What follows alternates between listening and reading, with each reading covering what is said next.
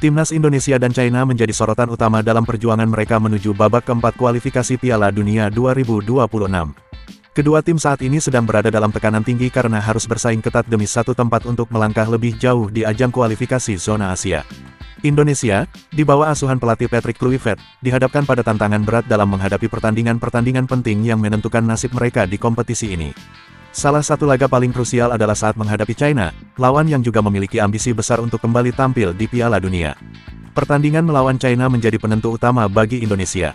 Tim Garuda wajib meraih kemenangan dalam laga tersebut. Hasil imbang, apalagi kekalahan, bisa membuat peluang Indonesia untuk melaju ke putaran selanjutnya menjadi sangat tipis. Ketatnya persaingan membuat setiap poin menjadi sangat berarti. Di sisi lain, China pun tidak akan tinggal diam. Mereka memiliki misi serupa, dan hasil pertandingan melawan Indonesia juga akan sangat menentukan posisi mereka dalam klasemen grup. Namun, perhatian tidak hanya datang dari dalam negeri atau sesama negara pesaing di Asia Tenggara. Salah satu media Jepang, socherdigesweb.com, memberikan pandangannya terhadap persaingan antara Indonesia dan China. Media ini menilai bahwa meskipun kedua negara menunjukkan perkembangan dalam beberapa tahun terakhir, mereka dinilai belum cukup kuat untuk menjadi ancaman serius bagi negara-negara besar di Asia, khususnya Jepang.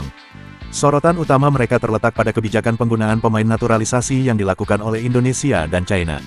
Dalam artikelnya, media Jepang tersebut menyatakan bahwa selama kedua tim ini masih terlalu bergantung pada pemain naturalisasi, kecil kemungkinan mereka akan mampu menyaingi kekuatan tim-tim raksasa Asia.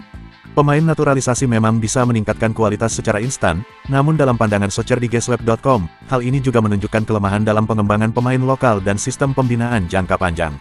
Tanpa fondasi yang kuat dari pemain asli, tim nasional dianggap hanya akan kuat sementara, bukan secara berkelanjutan. Penggunaan pemain naturalisasi sebenarnya bukan hal baru dalam sepak bola internasional. Banyak negara, terutama yang sedang membangun kekuatan timnas mereka, memilih jalur ini untuk mempercepat pencapaian target prestasi. Indonesia sendiri dalam beberapa tahun terakhir telah mendatangkan sejumlah pemain keturunan atau asing yang dinaturalisasi untuk memperkuat skuad, termasuk pemain-pemain yang memiliki pengalaman bermain di liga-liga Eropa. Langkah ini mendapat sambutan positif dari sebagian besar publik, namun juga menuai kritik dari pihak yang menilai bahwa ketergantungan terhadap pemain naturalisasi bisa menghambat perkembangan talenta lokal. Situasi ini menciptakan perdebatan yang menarik, tidak hanya di dalam negeri, tetapi juga di mata dunia. Jika Indonesia ingin terus berkembang dan menjadi kekuatan besar di Asia, maka dibutuhkan keseimbangan antara penggunaan pemain naturalisasi dan pengembangan pemain muda lokal yang kompetitif.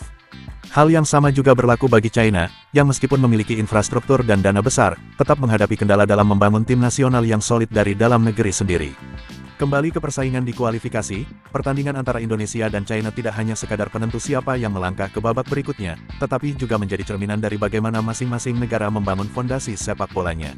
Jika Indonesia mampu menunjukkan performa solid dan menang atas China, peluang mereka untuk melaju tetap terbuka. Namun, jalan masih panjang dan akan ada banyak rintangan, termasuk menghadapi tim-tim yang jauh lebih kuat seperti Jepang. Media Jepang dalam hal ini memberikan sudut pandang yang tajam namun realistis. Mereka menilai bahwa baik Indonesia maupun China saat ini masih dalam proses pembentukan identitas tim nasional yang kompetitif di level internasional. Meskipun ada peningkatan signifikan dalam beberapa tahun terakhir, perjalanan menuju panggung utama seperti Piala Dunia masih penuh tantangan. Pernyataan media Jepang tersebut memicu reaksi dan diskusi di kalangan pecinta sepak bola Indonesia. Ada yang menanggapinya sebagai kritik membangun yang perlu dijadikan motivasi, namun ada juga yang menganggapnya sebagai bentuk meremehkan potensi sepak bola nasional. Apapun itu, kenyataannya memang Indonesia masih harus bekerja keras dan membuktikan diri di lapangan, bukan hanya dalam pertandingan melawan China, tetapi juga dalam konsistensi permainan di setiap laga. Dengan sistem kualifikasi Piala Dunia yang makin kompetitif, hanya tim-tim dengan kedalaman skuad, strategi jitu, dan pengelolaan jangka panjang yang baik yang akan mampu bertahan dan melangkah lebih jauh.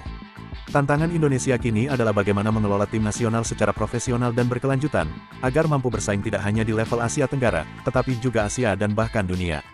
Jika langkah-langkah pembinaan dilakukan dengan benar dan konsisten, bukan tidak mungkin kritik yang datang dari luar suatu hari nanti akan berubah menjadi pujian.